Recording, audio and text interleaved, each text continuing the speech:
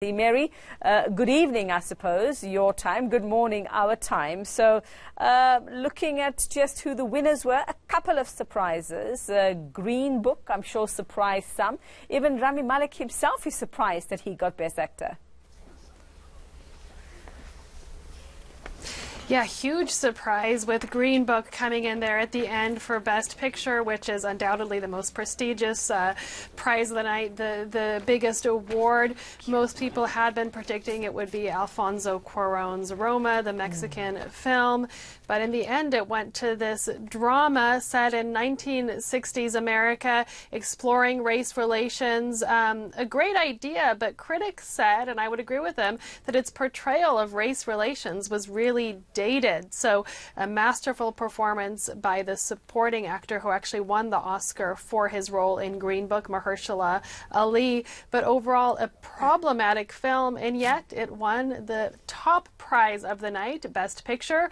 I can bet that a lot of people who haven't seen it now that it won that prize will go out and see it, but this will remain a controversial film, as we often have as the big winners on Oscar night. And then Best Actor going to Rami Malek for Bohemian Rhapsody, Mary, and then Olivia Colman for The Favourite. I'll have to admit, I've never heard of Olivia Colman. I don't think I've actually ever seen her anywhere else. I would wager that outside of England, an awful lot of people haven't heard of her. She sort of made her way as a television star on BBC series in the United Kingdom, and this was her first Oscar nomination, of course. Gave a delightful speech, very self-deprecating, paid tribute to the person who was expected to win Best Actress, which is Glenn Close, saying that she was very honored even to be named in that category. The other best speech of the night, I would say, is the person that you mentioned right beforehand, Best Actor winner Rami Malek. That was no surprise because he'd been sweeping all of the awards for his portrayal of Freddie Mercury in Bohemian Rhapsody. But when he took to the stage of the Oscars, he spoke about the fact that he is the son of immigrants who came to the United States from Egypt, in fact, and the fact that his own personal experience, the cultural richness and difficulty of what he lived through, is part of what inspired his portrayal of Freddie Mercury, who of course is also a child of immigrants who went on to great fame before his tragic death. So amazing speeches from those two winners. Even if some people had certainly predicted Rami Malek, it wasn't a surprise. It was a great moment to see him take the stage and listen to him in his own words. And then let's talk about the history that's been made at this year's Oscars, Mary. I mean, the most individual black winners getting these much coveted statues. Spike Lee among them, and his first Oscar. Absolutely. A total of 7 black artists, African-American artists, spread out over 6 categories. Some of the more technical categories like production design and costume design, which went to people, of course, from Black Panther, but also, as we mentioned, or maybe we didn't mention, I'm forgetting what we mentioned because there's so much to talk about. Best Supporting Actor going to Mahershala Ali for Green Book.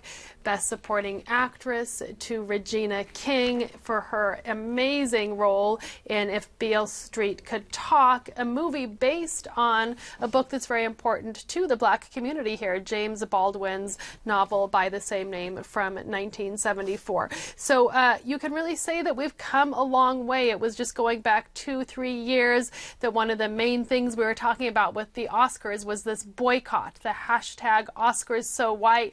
A lot of people saying there simply are not enough people of color who are nominated for and winning Oscars. We can say the Academy has heard the message and is finally bringing that much deserved recognition. I would have liked to say, I must add, I would have liked to see Black Panther win one of the bigger prizes, but they got some statues and ultimately they're the winner at the box office, going down in history as one of the most successful money makers ever at the box office, both in the US and internationally. All right, and then performances of the night, Mary, anything that got your attention? I mean, did Lady Gaga winning, of course, as well, and was this performance better than what we heard at the Grammys? It was a lukewarm sort of reception to that performance, if I remember correctly.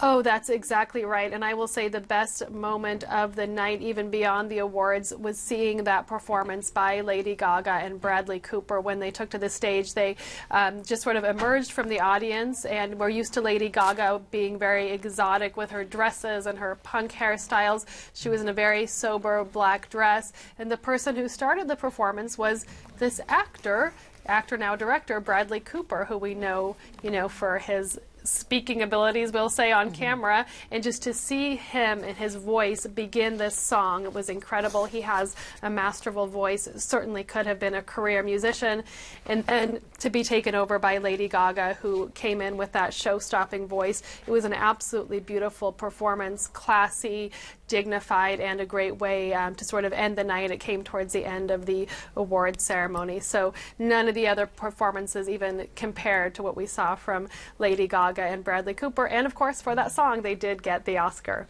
Fantastic. Well, we'll let you get to an after party or two, Mary McCarthy. You yourself are looking fabulous. We'll keep an eye. I'm sure we'll have all the post-Oscar analysis of all the other fashion and the red carpet stuff from the Oscars. Thank you very much. That's the latest. Sorry if we've ruined it for you, but yes, now you know who the big winners were.